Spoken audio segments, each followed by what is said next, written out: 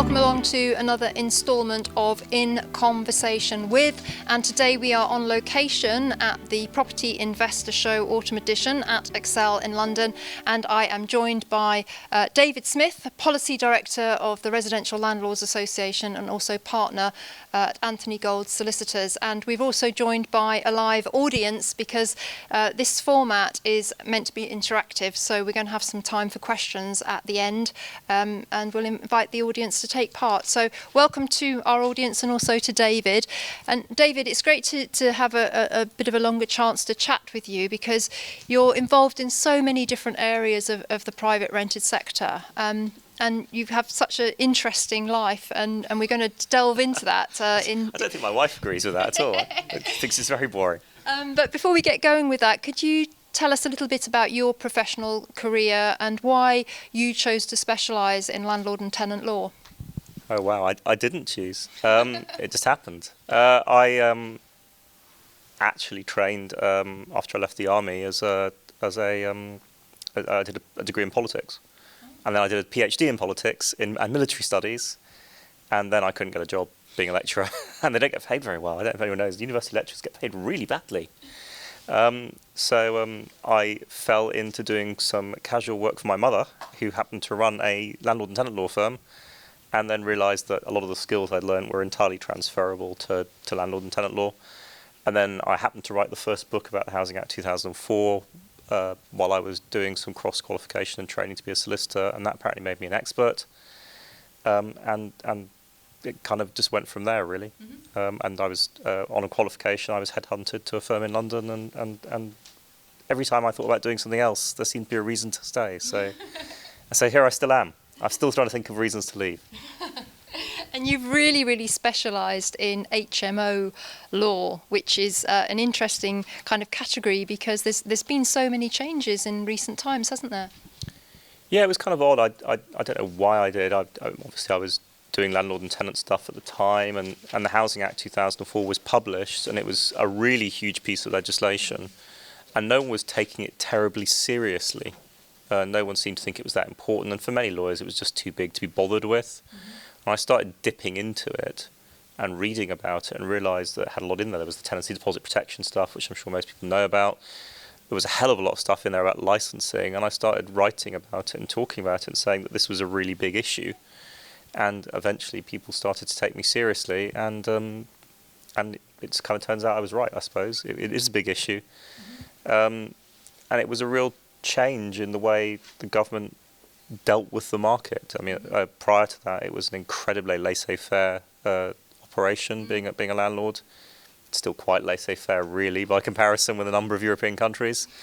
But that was certainly the start of a change. People often talk about landlord and tenant law being a series of pendulums that swing back and forth from the very restricted period of the Rent Act 1977 to a pretty laissez-faire capitalist model post-Housing Act 88, and arguably you're seeing the pendulum starting to swing back. And I think the Housing Act 2004 was the start of that movement back towards where we are today, where we're now talking about getting rid of Section 21, and we even talk seriously about rent control again.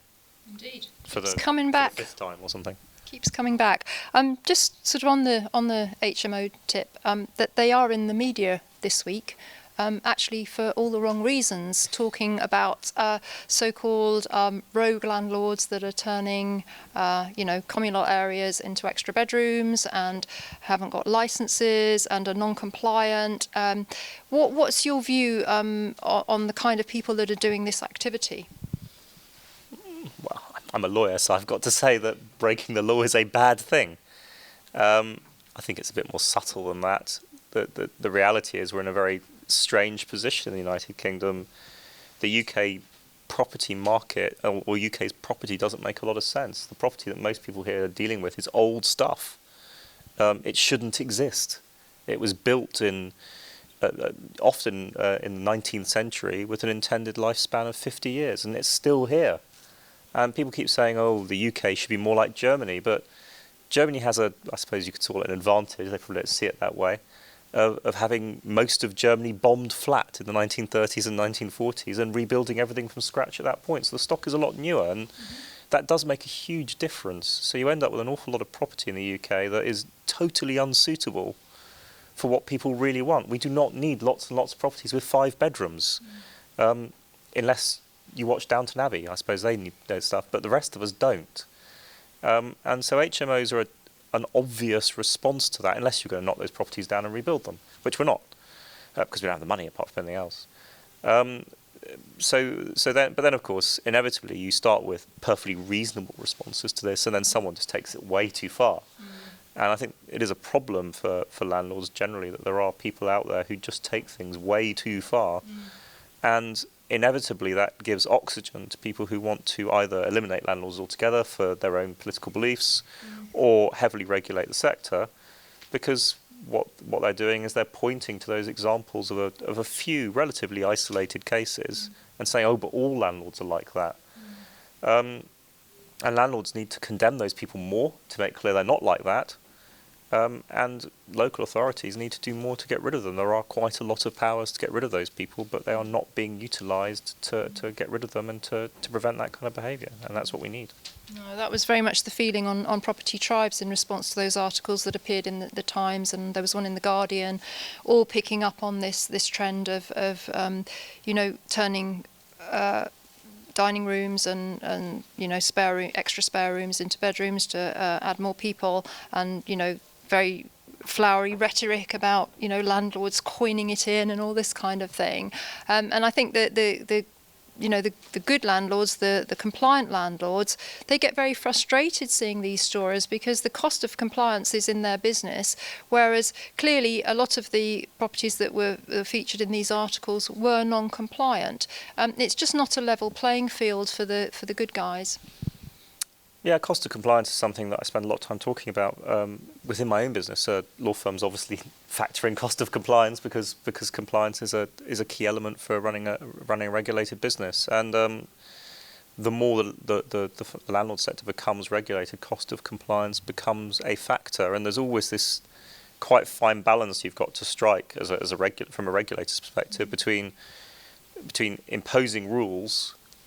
Making sure those rules are actually enforced, because of course the more rules you impose, the more people try eventually to get around them if they're too onerous. You've then got to obviously factor in the cost of making sure of checking up, or assume that it's not really worth checking up because it's such a small number of people who break the rules. There's always there's an accepted level of leakage in these things. And then obviously pushing the on cost in terms of damaging the consumer, and I think that's a balance that's quite difficult to strike. And in fact, in general, across all regulated sectors, it's becoming harder and harder because the internet's made models much harder to enforce. So, for example, in the legal sector, people are saying, "Oh, why do we use solicitors? They're so expensive." We could get completely unregulated people to advise us, and there are plenty of them out there, including in the landlord and tenant sector, doing so-called eviction specialists. But they ain't insured and they ain't regulated, so if they lose all your money, then it's just kind of tough luck. So how do you sell that to people? Equally, how do you persuade landlords that it is in their interest to be licensed? How do you persuade tenants that it's in their interest to make sure their landlord is licensed? Because they don't really. Most tenants don't spend a lot of time looking out for it, but then they complain afterwards that their landlord wasn't licensed. And in fact, of course, it's even worse than that, because it's not actually possible to check that your landlord's properly licensed anyway, because they could have applied for a license, and because local authorities have so many problems with licensing, it might take a year for them to get the license. And therefore they won't appear on the register. So tenants can't in fact check that a licence has been applied for up to a year before by their landlord. So the whole thing becomes a bit of a mess. So I think if we're going to regulate landlords, then the system needs to be much slicker and more professional. No, it sounds almost quite farcical. Now you've obviously on a number of committees and government committees that look at the private rented sector. Clearly, well, they try not to let me on those committees, but they can't keep me off. And the RLA puts me on the committees. Yes, the government has views about whether I should be there or not. Obviously, government is not looking at anything other than all the Brexit troubles that they're dealing with. What have you, in your recent committees, what has the mood been? Is there any kind of indication of anything that's going to change, or are we all just kind of holding our breath waiting to see what happens on the 31st of October? Well, it's inevitable that the current government's focus, and all parties' focus to some extent, is on Brexit, whether they want to stay, leave with no deal, leave with a deal, leave with some deal they made up yesterday on the back of an envelope, whatever it might be. But all parties do want to demonstrate they have a domestic agenda. A lot of people's frustration with Brexit is that it's become this all-consuming thing, but behind which lots and lots of other really important stuff, like housing, gets kicked, and that's not actually a very sensible way to run a country. And there's an argument, not one I necessarily subscribe to, that would say just leave with no deal and get on with running the country, and that would be a better thing than this constant level of uncertainty, and I can see that point. So that there is a desire to have a domestic agenda, but you do run up against time problems. Parliament needs to have time to run a domestic agenda. Civil servants need to have time to run a domestic agenda, and if they're all tied up with rewriting numerous bits of regulation related to the EU, then that ain't going to happen. So there is that problem. What you're really asking me is the government going to carry on with Section 21? I think that depends who the government is. I don't see much interest from Boris Johnson's government in pursuing many of Theresa May's governmental policies. I think it's notable that Esther McVey hasn't given a single speech or said anything about the PRS, and has said a lot about house building. So it seems to me that they are, and unsurprisingly, I think the Boris Johnson government is turning back to a classical conservatism position of build houses, have more homeowners, homeowners equals conservative votes. That's a pretty classical right-wing conservative position. Where things will end up after a putative election, and let's be realistic, we have to have an election. You can't run a government with a minority in parliament. It can't happen. So there has to be an election, whether it's this year or next year. I suppose that kind of depends who wins and on what basis they win. So it could be anything from the current policy through to rent control and all landlords being eliminated if the Labour Party wins, and being forced, in fact, to sell their houses to their tenants, which is the current John McDonnell policy. So all bets are off after an election. Well, it's interesting. You mentioned, the pendulum, the swing, and I do think in the last 5 years we've seen a tremendous swing of against landlord and anti-landlord legislation or things to restrict landlords' business, etc. And it's gone pretty far with Section 24, Section 21, and all the other bits and pieces that were introduced. Seems to me that hopefully what we actually need is a swing back where there's much more of a balance between tenant legislation and landlord legislation, and we really need somebody that understands the complexities of the private rented sector. We've got Robert Jenrick. Have you had a chance to assess him and his thoughts on anything? Have you met him? I was supposed to be meeting at the Conservative Party conference at a round table, and he didn't turn up. So although, to be fair, a lot of people didn't show up to the Conservative Party conference due to the fact that there was no conference recess. So no, I haven't had a chance to meet him yet. I've had a couple of meetings with Esther McVey cancelled due to time constraints, so I'm hoping to meet them. But again, it may not matter. One of the real problems, I think, in the housing sector is the endlessly revolving door of housing ministers. Indeed, yeah. We'd reached a new low with Alok Sharma, who was the shortest-serving housing minister yet, and it was down to, I think he was under 10 weeks. And someone produced a fantastic graph on Twitter recently showing how long each housing minister had served for. And it's not just the current government; it was all the previous governments, way back to the Blair government. Housing ministers just turn over and turn over and turn over. I think the longest serving one is a year and a bit, which is just rubbish. You don't if the Chancellor turned over that often, God knows where we'd be. So it's not a very sensible position, and I think if the government wants to be serious about housing, and I think housing is arguably, and one of the reasons I like doing landlord tenant law is I tend to think housing is one of the most important things that you provide for people. Everyone talks about defence and treasury, but actually, what do most people actually want? They want to get fed, they want to go to work, and they want to have somewhere to live. So I tend to think that housing is actually the most important thing, or one of the most important things government does. But and it should be a cabinet level post, and it should be someone serious, and it should be a long-term posting. But currently, it's treated as either the way up for the ambitious or the way out for those that are being shuffled off, and it's not very respectful to the people who need to live in these properties. No, quite. Your work at Anthony Gold, do you kind of ever see any kind of trends coming through in the kind of work that you're doing? Well, yes and no. I mean, most of my work tends to focus on new legislation. That's tended to be what my USP is, I suppose, is that we're trying to deal with what's new and exciting, or exciting to us, obviously not to everybody else. But I think the thing that's obviously changing at the moment is the increased use of civil penalties. So we were doing quite a lot of work in terms of defending landlords and agents from HMO prosecutions. That's mostly dropped away. A lot more civil penalties. There's a real transformation in licensing. A lot of local authorities are pushing out licensing schemes, often quite small licensing schemes now.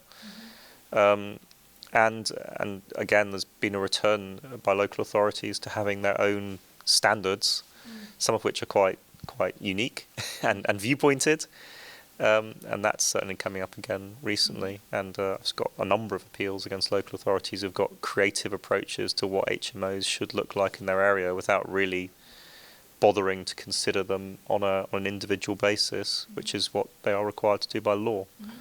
But I would have to say, as a lawyer who works in regulatory law, the thing that just comes up again and again and again is that people keep breaking the law, which is a good thing for a lawyer, obviously. If people didn't break the law, I'd have no job. So, it's probably a good thing. Well, we've talked about a lot of the negative things affecting the sector. And I think one of the bits of very positive news lately was the merger of the NLA and the RLA into the NRLA. And that's been very well received by most of the landlord community, actually. I think it's going to be very vital going forwards that this organisation does have some critical mass now, with hopefully over around 80,000 members combined. Do you regard that as positive for the sector? And how do you think the two organisations are going to be able to merge when they have got a kind of different kind of backstory and a different culture within the organisations? Well, I'm not on the board of the new organisation, so it's not up to me to say how the new organisation will be. But I think the key point about it, in fact, is to avoid having a discussion about what the cultures were before and have a new culture which takes the best of everything. Yeah. I mean, the reality is, I think the real problem with all landlord organisations is, even with 80,000 members, in fact, if you lumped all landlord associations together, you're looking at, 2 to 3% of landlords. That's actually not great. The average percentage of market share for a trade association is around 21% of the available market. So if you consider every landlord association together gets you to 3 or 4%, and the NRLA combined is about 1.5%, it's a hell of a long way from the 21% that one would like. So I think the real problem, to be honest with you, is nothing to do with any of these things. It's persuading landlords at all that they should join and pay what is actually a really tiny sum of money. It's tax deductible. And tax deductible, yes, there you are. So sign up. There's a stand down stare.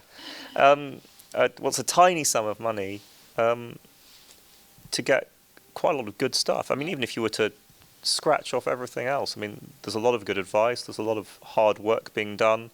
People keep saying, oh, the RLA hasn't done this. They haven't got rid of this. They haven't stopped Section 21. But the fact is, I can't change things that the government was going to do. That's not what policy is like. You don't just go in and say to the government, do this, and they say, yes, David, how should we do that? It doesn't work that way. But what people should bear in mind is that things were a lot worse. The original Section 21 proposals and what's actually in the consultation are just not the same proposals at all. And the consultation, while still unattractive, is a hell of a lot more attractive than it was when it was first put to us. And so people, I mean, it's easy for me to say, well, you don't know all the things we've stopped, which I can't tell you about. But actually, that is the reality. People don't see what the original proposals were, because I'm not allowed to talk about them. People don't see the all the consultation work we do on government guidance before it actually goes live. But there's the stuff you do see, and people should know. The How to Rent guide was being changed without everyone noticing at all. The Section 21 notices were being changed without people noticing until we raised it with MHCLG and they stopped it. That's fairly shocking, David. That was kind of a bad thing, yeah. They were kind of apologetic about it. We're supporting the Trecarroll versus Ransfield Section 21 appeal. That would never have gone to the Court of Appeal. There hadn't been a landlord association prepared to stand up and put nearly £15,000 in there to make sure it happened. We're supporting in Wales the Jarvis appeal to try and deal with an uncertainty about Rent Smart Wales licensing, whether you can serve a Section 8 notice for rent arrears if you don't have a licence, which was absolutely not what the government intended there. That would never have happened if it wasn't for a landlord organisation, again, prepared to put some serious funds behind it. So there's a whole, if you want something more local, more specific, Hounslow Council were going to introduce a completely illegal licensing scheme based on a consultation that you couldn't even read because it wasn't online. And they were going to go ahead and do that until we wrote them and threatened them with legal proceedings, and they decided not to go ahead. And it's unless there's an organisation that landlords want to support to do those things, and no, of course that doesn't mean that every single licensing scheme will be stopped, because some of them are legal. I can't do anything about that. But what we can do is make sure that local authorities are being held to account. We can make sure the government's being held to account, and we can support cases. And it's up to landlords whether that's what they want or not. They don't have to support that. They can do something else. But it's not a lot of money, I think. So, and the reality is, the more landlords that sign up, the more of those things we could theoretically do. If we were actually at 21%, it would be a totally different conversation with government. Because going to government and saying, I've got 30,000 members, and they say, well, how many landlords are there? It's not a very useful conversation. No. If you go in and say you've got 1 million members, so it's a totally different conversation, and your ability to access people. So in some sense, people say, oh, the RA doesn't do very much, but most people say that aren't members, and the reason the RA doesn't do very much is because they're not members. So if you want to say the RA doesn't do very much, but you're not a member, I kind of say, well, we're not doing anything for you anyway because you're not a member. So don't complain about it. You're getting it for free. No, I think it's very good value for money, the membership of whichever landlord association you join. There's access to so many resources, and as you say, it adds weight to the conversation. Just as we sort of wind up here now, David, I think the future for landlords and the private rented sector is actually very uncertain. We're looking forward to 2020. We don't know what's coming. What is your view on how things might look for landlords next year? A lot of landlords, I think, are just battening down the hatches and waiting to see what happens. Many are exiting because they've just had enough. Landlords that may have retired in maybe 5 years' time are thinking, actually, I'll retire now because I can't see a reason to stay. Landlords are actually feeling very dejected and, wondering why they're continuing. What's your view on how the sector might look next year? I figured you were going to ask me that.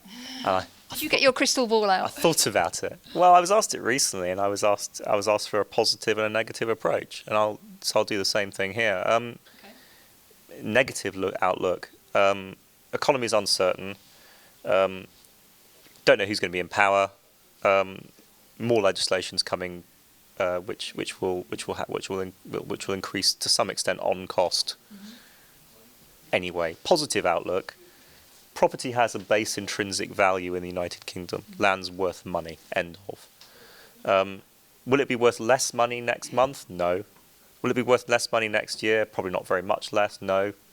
Will people still need houses to live in? Yes. Are there a lot fewer houses than people needing houses, irrespective of whether people come or leave the UK? Yes. Do I think that being a landlord still is worth doing economically? Yes. Are there other things you can invest your money in? Of course there are. Are they better or worse? It depends what you want to achieve. I've always tended towards the view people shouldn't stick all their money in one place. If all your money is in being a landlord and in property, that's a bad investment decision. If all of your money is in M&S shares, that's probably not a very good investment decision either. Should people still be landlords as part of a mixed portfolio of investment? Yes, probably. Will they continue to make money? Yes, I'd be very surprised if they didn't.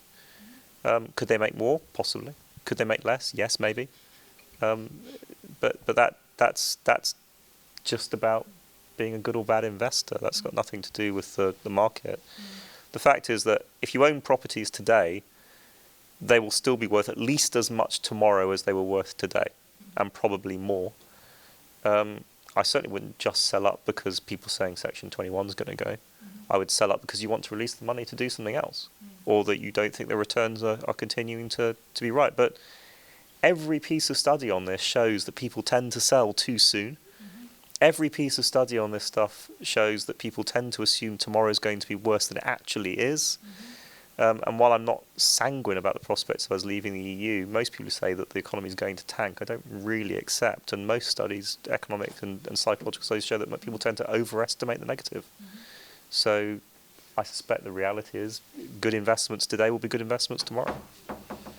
It's very interesting to hear your views. Thank you very much for joining me in conversation with. We've been talking to David Smith, Policy Director of the RLA and also partner at Anthony Gold Law.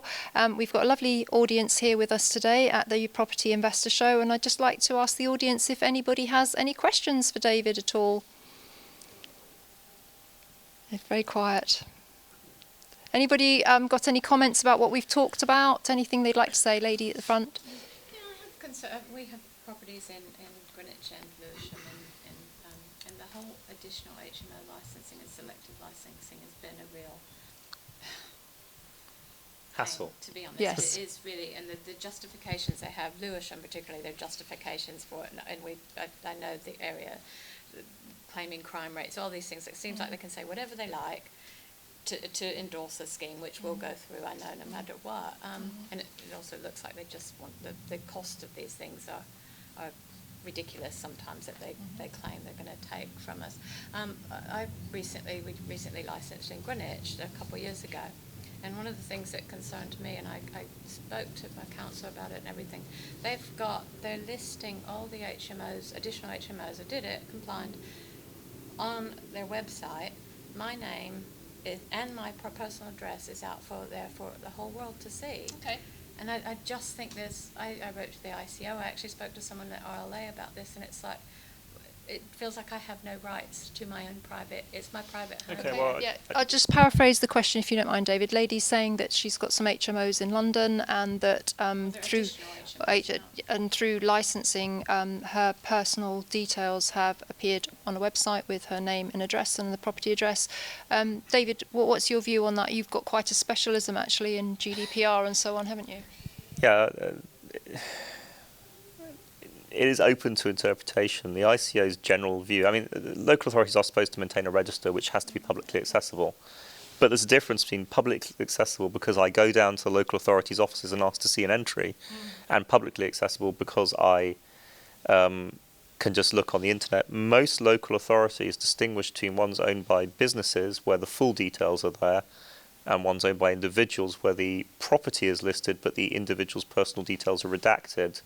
And that is the ICO's guidance. Yeah, they did. I spoke to the ICO and they didn't help me at all.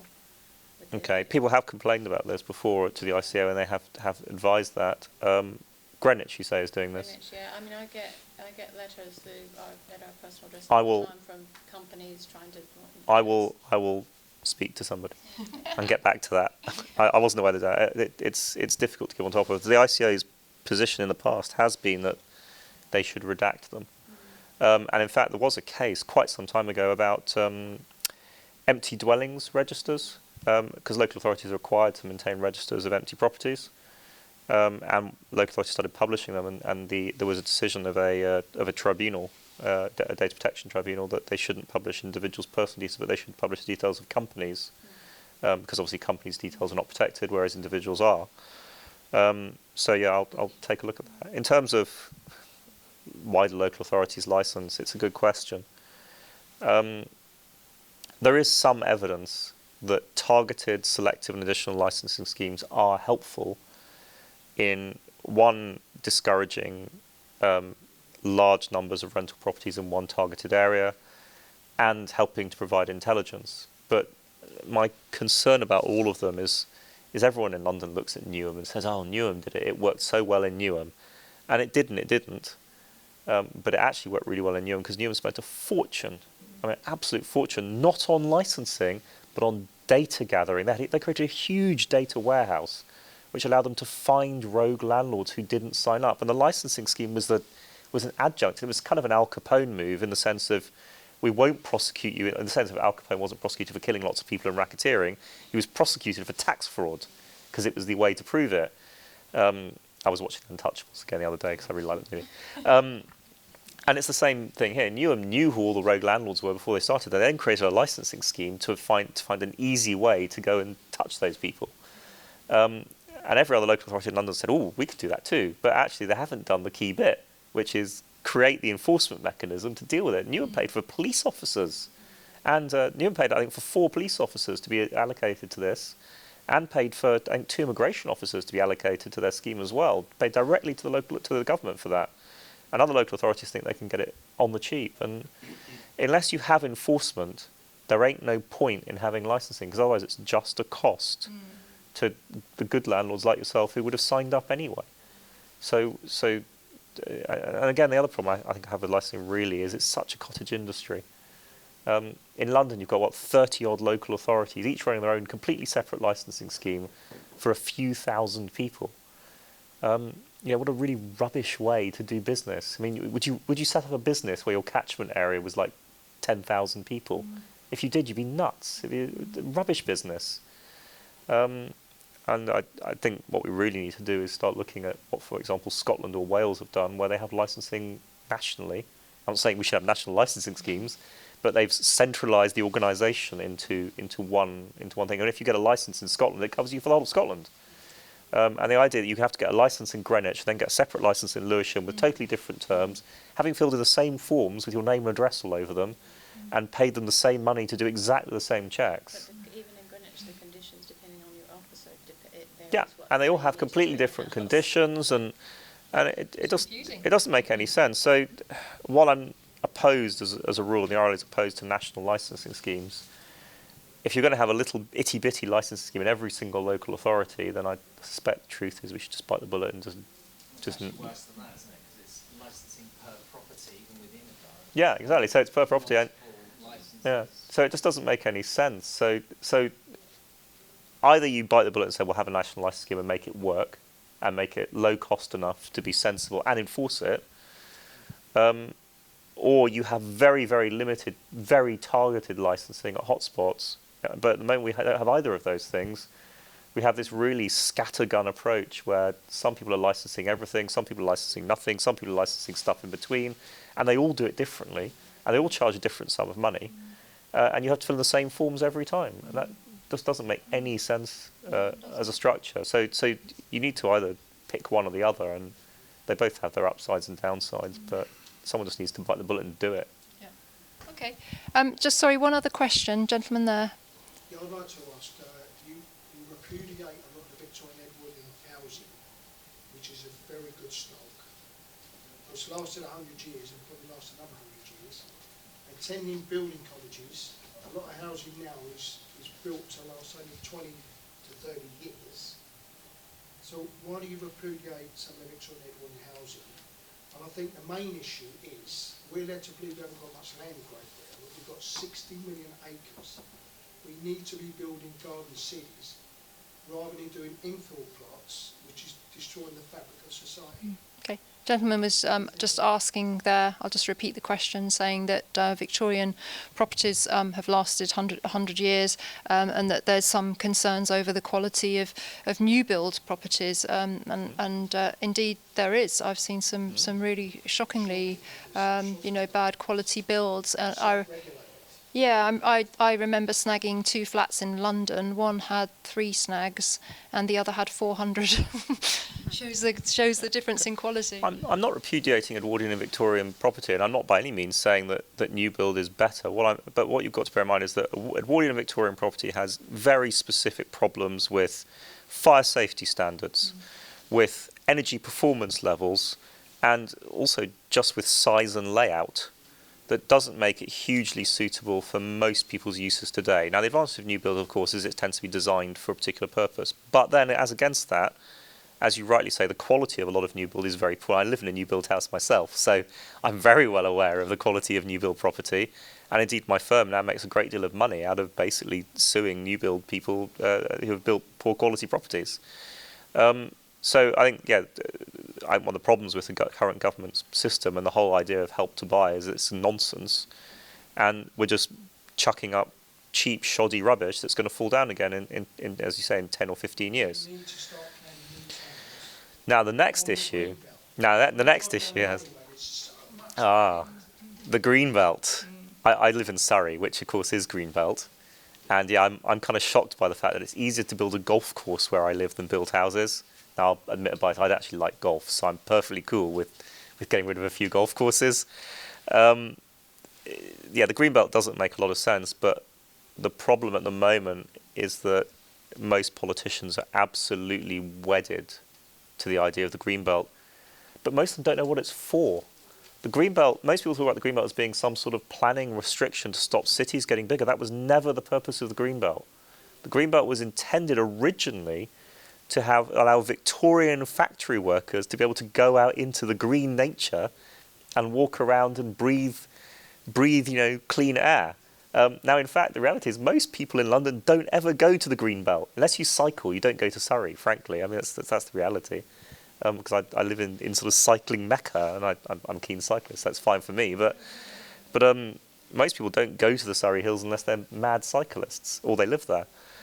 So the green belt doesn't fulfil its objective. And I kind of agree with you. I don't think that sitting there saying, oh, these little green bits around cities should be preserved. But I think infill housing is useful, and we need both, really. I mean, the problem at the moment is that politicians get wedded to single ideas like infill housing or brownfield building, or they talk about new garden towns but then don't want to follow through on doing them because they're too difficult.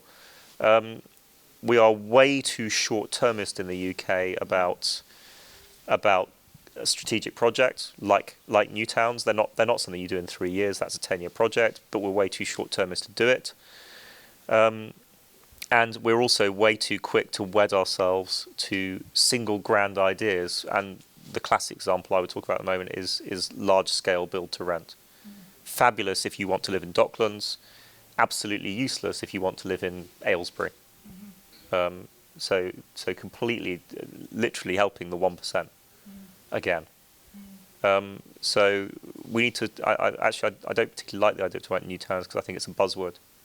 That's not saying that I don't agree with you that we need something like that, but the idea of garden cities and new towns, these are buzzwords, and government's too wedded to buzzword ideas and needs to think about a much more strategic approach to housing across the long term, embracing all of the opportunities and using them all together, because we need housing diversity. What we don't need is one size does not fit all, because that would be really boring apart from anything else. Okay, well, thank you very much. We're running out of time now, so we're wrapping it up here at the Property Investor Show at Excel in London.